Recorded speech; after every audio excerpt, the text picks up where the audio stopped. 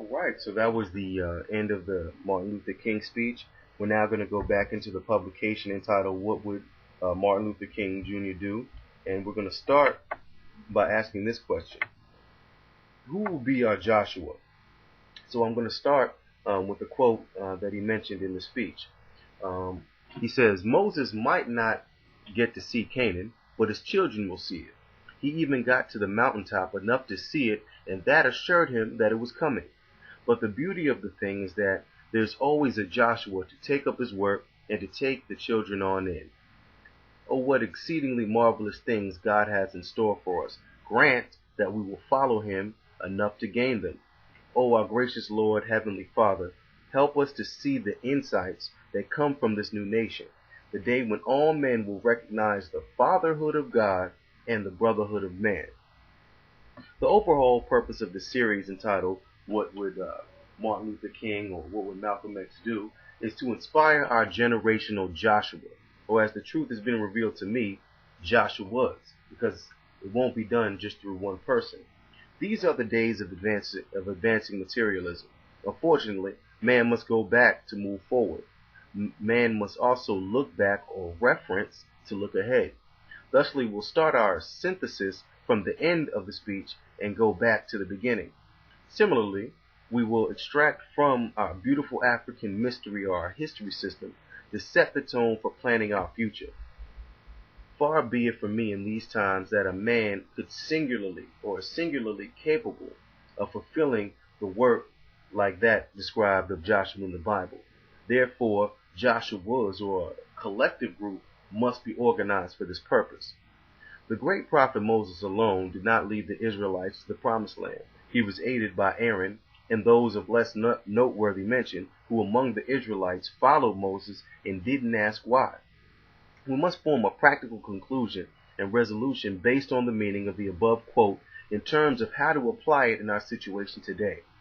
Freedom and liberation are the rights of all, and they are protected by the Creator, as well as the people themselves. Granted, we follow the Father, as he mentioned in the quote.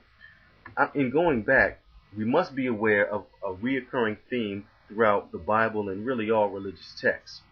Follow the religion of your forefathers and not your enslavers.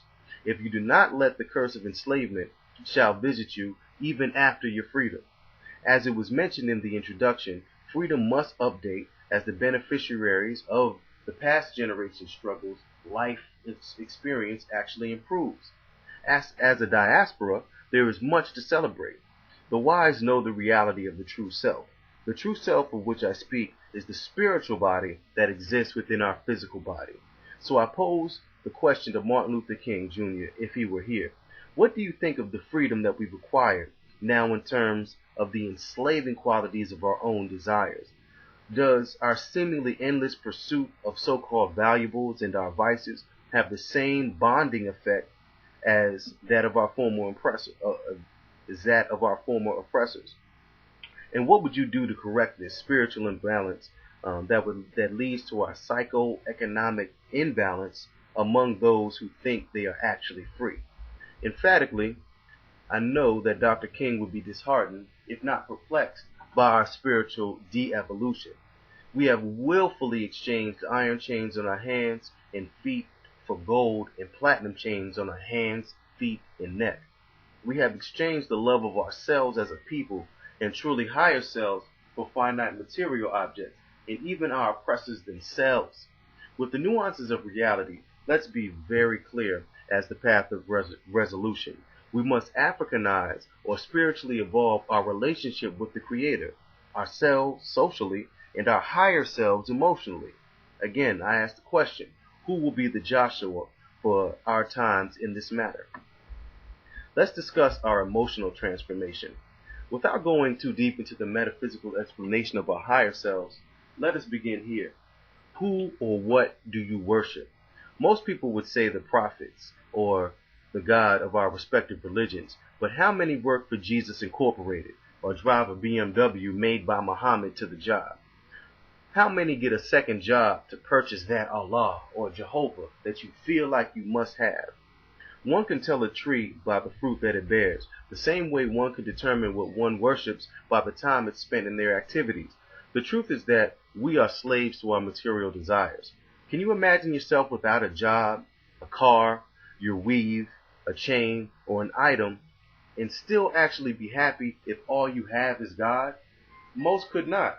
However, in all of the divinely inspired books, this is actually the ultimate goal: the freedom of your higher selves from your lower selves, and the alleviation of the tug of the endless passions that lead you astray from the path of truth, love, and brotherhood. Dr. King would surely agree that our definition of freedom must be redirected spiritually, for we still worship idols and not the God of our fathers. We have an emotional attachment to falsehood, vanity, and products, most of which we don't make or are not from our own thought processes. We are setting ourselves up for both spiritual and economic enslavement that comes from not being a producer, but merely a consumer of foreign goods and ideals. But before we move into the resolution, let us define our higher selves and our lower selves.